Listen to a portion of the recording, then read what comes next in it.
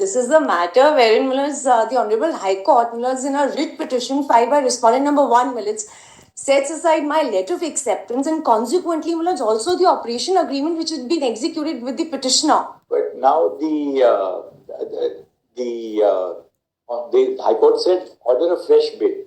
Please, Millets. That must already been done now. Plus, that's not been done so far, Millets. September 2024 is the order. No, Millets. The last communication is at page 279.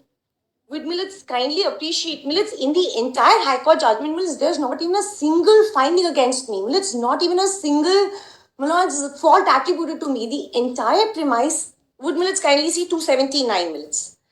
This is the last communication, Millets, 18th of October.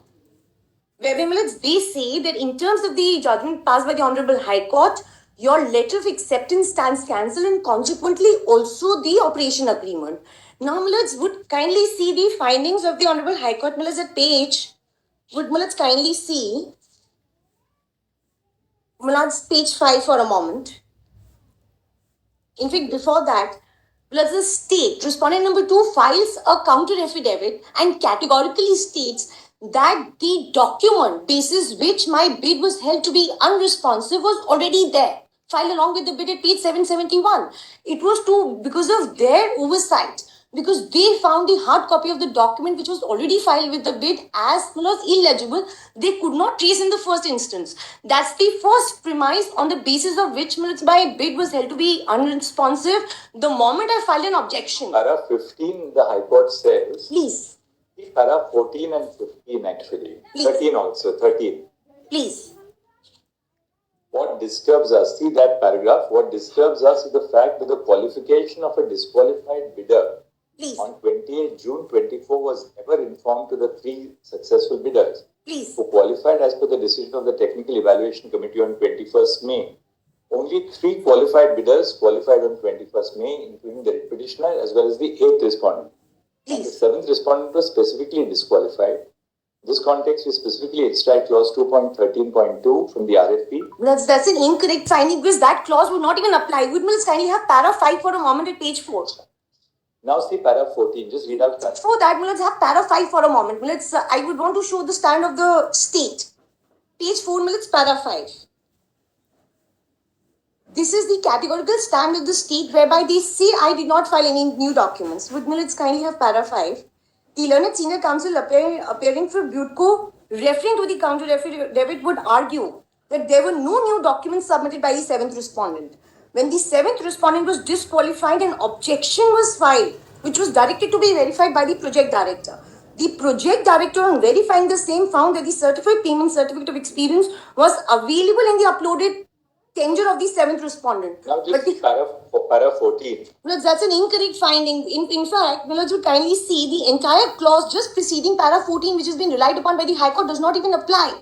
Millets, the language of the clause is any alteration, modification in the bid sought for by the authority shall be disregarded. Now, Millets, there has been no new information, no modification or alteration in the bid. Millets would kindly see page 114 for a moment, Millets. When my bid was held to be. Now they say that look, the whole process which was followed was palpably arbitrary. The High Court has not said award the contract to the other party. They said you invite fresh tenders. Millets, the premise, Millets, to hold arbitrariness, Millets, there's not even a single finding. Would Millets kindly see Millets, what premise? Para 14. Yes, Millets, para 14, Millets would kindly see.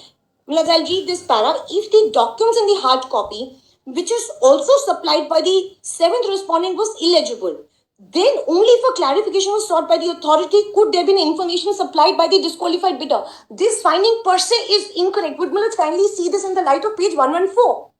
If the premise is wrong because the High Court goes on the premise that if the document was illegible, the authority ought to have sought a clarification. That's not so. Page 115. You suddenly, sneak into the process. No, Millets, kindly have page 115. Would Millets kindly have page 114 for a moment? Millets, I'll show how. Page 114 for a moment.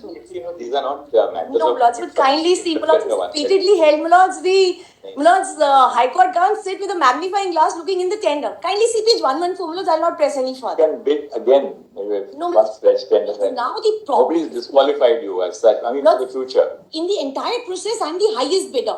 Now my financial bid is out in the open. Let's even in this process. Now you'll have to just rejig your financial bid now in the fresh process. That's what you rightly said, invite a fresh. They've not directed it. They had said give it to the other person, you would have possibly looked at it carefully. Now the problem is, if I participate in a new process, given my financial bid, despite being the highest bidder, being out in the open, will page 114 for a moment. Thank you. Item 39. The highest bidder, being out in the open, page